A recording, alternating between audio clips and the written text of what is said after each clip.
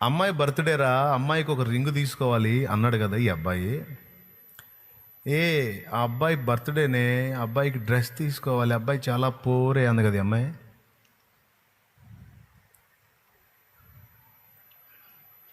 వీళ్ళకి వాడికేమో అమ్మాయి కనపడింది, ఈమెకేమో అబ్బాయి కనపడ్డాడు. కానీ నేను అంటుంది ఏంటంటే, సరే ఏదో తగలబడ్డా, అది వేరే సంగతి.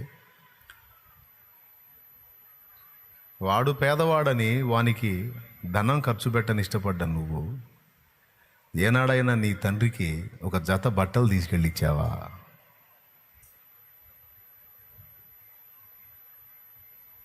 అమ్మాయికి రింగ్ అన్నావు కదా, ఏనాడన్నా నీ తల్లికి 2 చీరలు తీసుకెళ్ళి, అమ్మా ఇదిగో నీకోసం చీరలు తెచ్చాను అన్న చరిత్ర నీకుందా? ఉందా? ఇదొక్కటి అంటే ఇక్కడ ఉన్న అందరికీ వర్తించదు, ఇది నాకు తెలుసా సంగతి. యంగ్స్టర్స్కి వర్తిస్తుంది, యవనస్తులకు వర్తిస్తుంది. వాళ్ళు కొంచెం ఆలోచిస్తారని చెప్తున్నాను నేను. ముందు అమ్మాయి బర్త్డే కాదు కదా గుర్తు రావాలి. ఫస్ట్ ఎవరిది? జన్మనిచ్చింది అమ్మ, ఎత్తిపోసింది అమ్మ, నువ్వు ఎదిగి నీ పని నువ్వు చేసుకున్న దాకా అన్ని ఊడిగాలు చేసింది అమ్మ. చేతులు కాల్చుకొని మూతులు కాల్చుకొని నీకు కడుపు నిండా రుచికరమైన భోజ్యాలు సిద్ధపరిచి పెట్టింది అమ్మ. ఏనాడైనా ఒక జత బట్టలు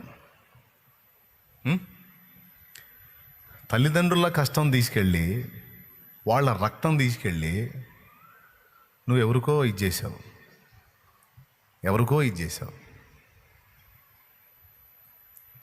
ఒక్కసారన్న తల్లిదండ్రికి. ఇంకా చెప్తా,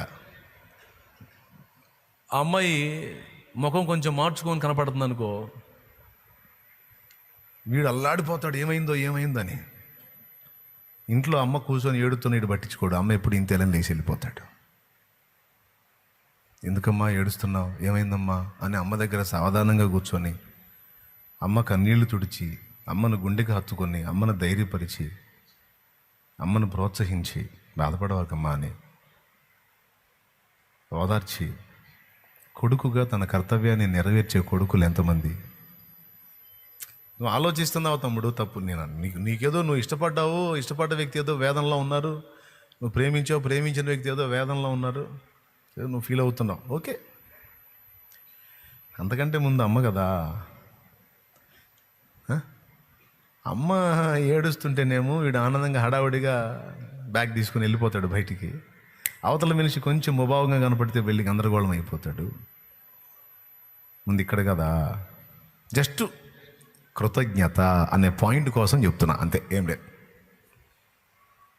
డైరెక్ట్గా కృతజ్ఞత అంటే మీకు మ్యాటర్ అర్థం కాదు కదా. అందుకని మనుషులు ఎక్కడ లాస్ అవుతారు ఈ కృతజ్ఞత అనేది మీకు ఆ లోటు చూపించి ఇప్పుడు అసలు పాయింట్కి వచ్చా. అవునా? ఎక్కడ లాస్ అవుతారు?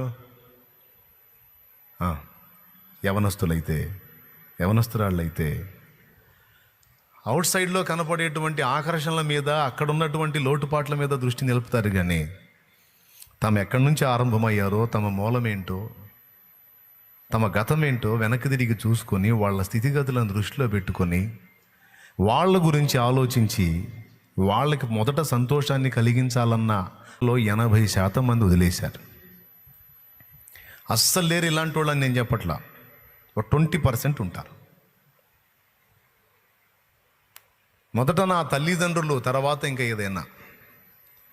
మొదట నాకు జన్మనిచ్చిన నా తల్లికి, నన్ను కని పెంచి పోషించిన నా తండ్రికి నేను చేయాల్సిన న్యాయం చేయాలి.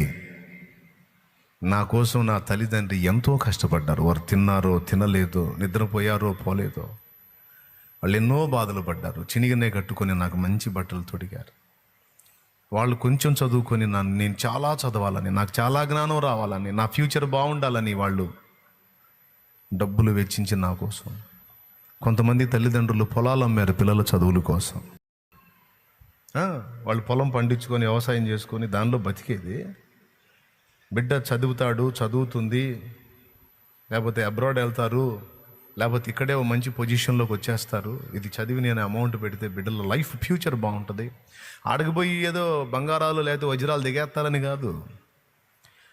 దాని మీద తాతల తండ్రుల నుంచి వచ్చినటువంటి భూములను అమ్మేశారు బిడ్డల భవిష్యత్తు కోసం. తల్లిదండ్రుల త్యాగాలు. నేను అంటున్నాను, నీ లైఫ్ నువ్వు ఆనందించు, నీ లైఫ్ నువ్వు చూసుకో, తప్పులేదు.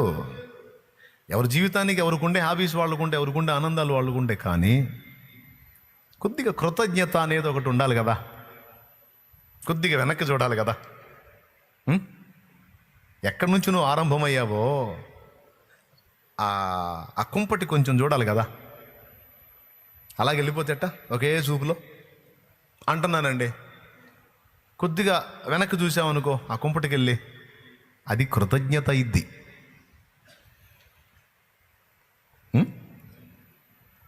పరిశుద్ధ బైబిల్ గ్రంథంలో ఎన్నో వచనాలు చెప్పబడ్డాయి ఈ పాయింట్ మీద. మన ఆశీర్వాదం, మన ఆయుష్,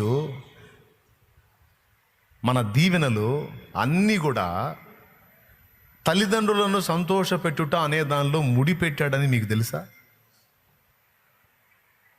తెలియకపోతే చూడండి, నిర్గమాకాండం 20వ అధ్యాయం ఒక్కసారి పరిశుద్ధ గ్రంథం చూడండి. ఈ బ్లెస్సింగ్స్ అన్ని ఏడున్నాయో చెప్తాడు.